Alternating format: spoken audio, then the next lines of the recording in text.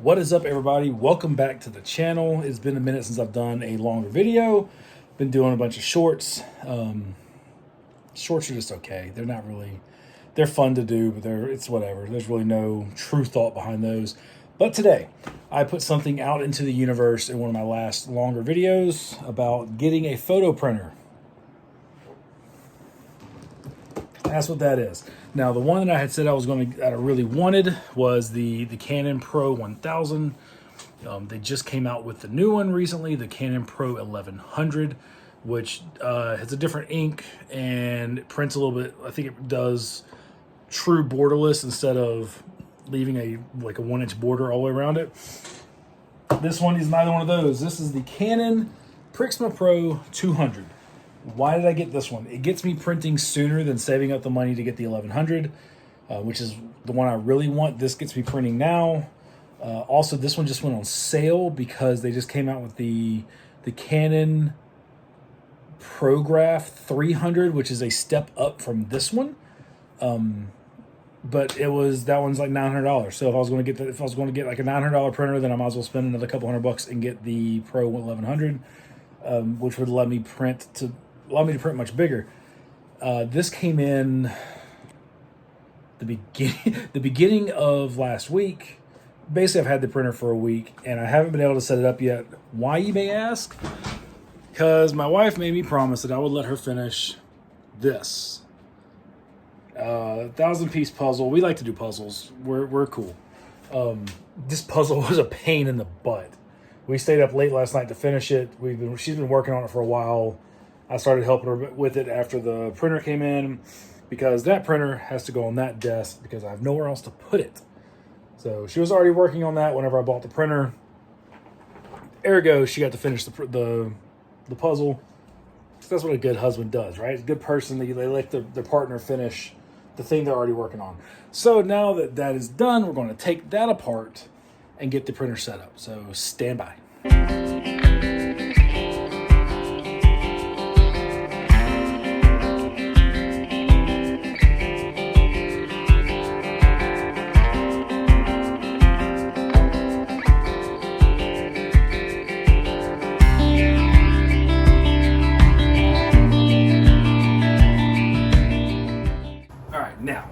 So this printer, pretty good size printer. I don't remember the dimensions offhand. Thankfully, it does come with a full set of ink already, because I know that when you first set it up, it's got to do like a calibration page or something, which is going to eat up a little bit of ink. I already did buy a second full set of ink. Ink for this printer runs about $100 for a full set. So if you think about it, I got the printer on sale for I think $500, $100 for ink. It really makes it a $400 printer. So I guess that's guy math, maybe, I don't know. But then I bought another full set of ink, so whatever. Let's get this bad boy opened up so we can see how much room we've got working with. These are not good scissors, by the way.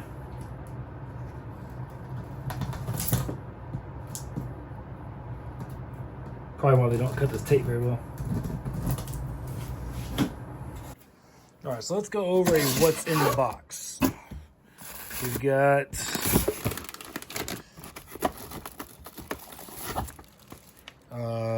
startup CD. Got the print head itself.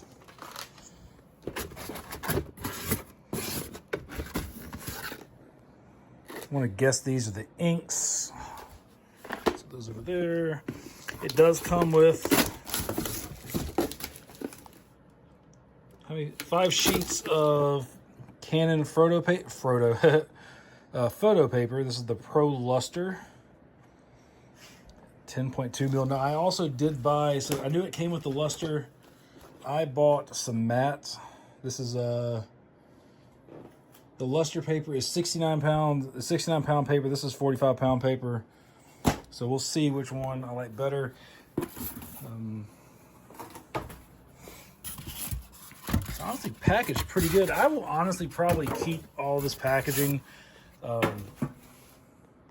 Being a military family, one thing I have learned personally is that if you keep the original box for stuff, yes, it ends up being more of a pain to store stuff because you run out of space pretty quickly. But whenever you PCS, when you move, the original boxes that this stuff comes in tend to hold up a lot better in the moves than whatever the crap your mover's going to pack stuff in. So I'm going to keep this box. This is super thick cardboard. Got all the corner pieces. I'm going to do my best. Let me say this. I'm going to do my best to keep the box. The wife does not like me keeping boxes, so I'm going to try. But yeah, let's keep going. This corner piece has got the power cable. And there it is. Pretty good size printer.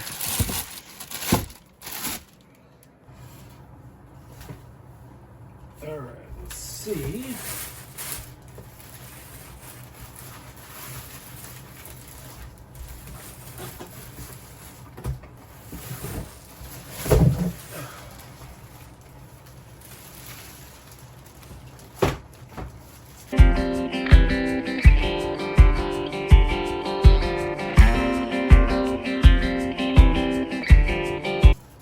The finish, let me show you all the finish on this thing.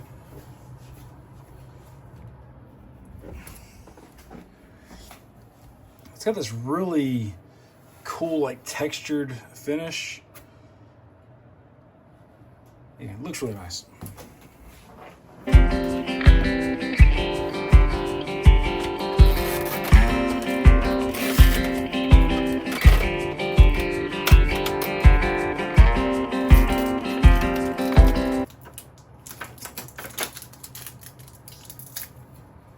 No idea what this is, so we're gonna leave it there.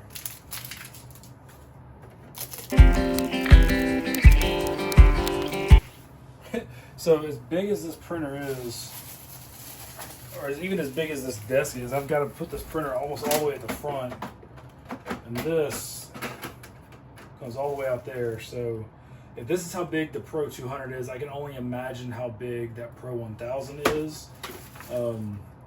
Probably a very good thing that I waited. Oh, you can print CD labels on this. Does anybody still print CDs? I mean, we used to print labels for them back in the day. Is that still a thing? Does anybody still do that? All right. Here it is. I'm going to finish getting this set up once I get the ink and the print head installed. So I'm probably going to have to look it up on my phone to do it. I will show y'all where we're at and what's going on with it. Stay tuned. Oh, real quick. Remo. This is why you don't throw the packaging away until you have a chance to go back through it. The tray that if you want to print CD labels on was attached to it in a weird spot, and I would have missed it entirely. So yeah, so I'm glad I found that, even though again, does anybody print CDs anymore? Now I will say, I haven't printed anything with this thing yet, obviously, but the size of these print cartridges is a little concerning. These are about the same size as what you would get in a regular color printer. There's 8 of them. So I'm hoping that because it's using 8 total cartridges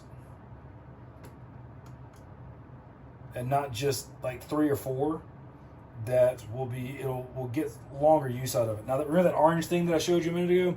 It was supposed to come out, apparently. So pulled it out, got the print head put in, it just slid in, all 8 print cartridges installed,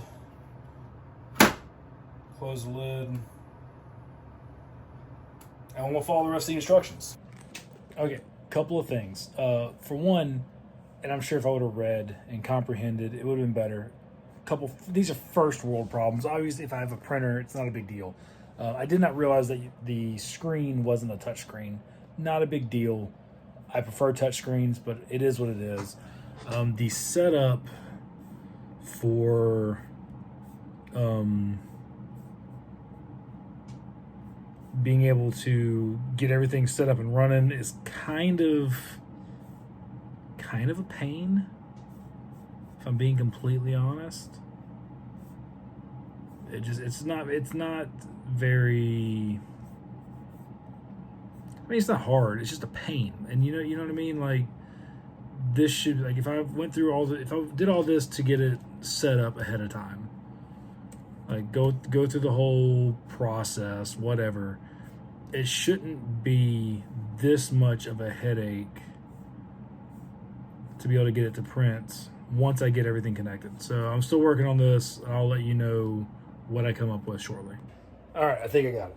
So, had to download, I don't know if I had to do it or not, but I did it anyway. I downloaded the Canon print software. Got it all set. I've got my image that I want to print. I told it what type of paper I'm using, that it's a single image. I'm not changing anything on the print quality yet. I want to see what it looks like coming out just straight out of the box with nothing changing. So I've told it what kind of paper. I've done it, as far as I can tell, everything that I want it to do. I did tell it to do borderless because I do not want a border on this photo. So now we are going to hit print, I think.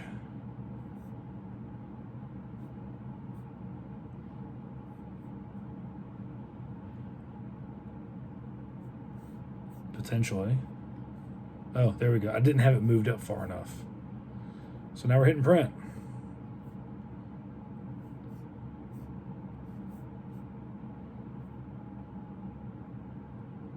Here we go. See what happens. So here we go. That is the photo that I've been waiting to print for the longest time.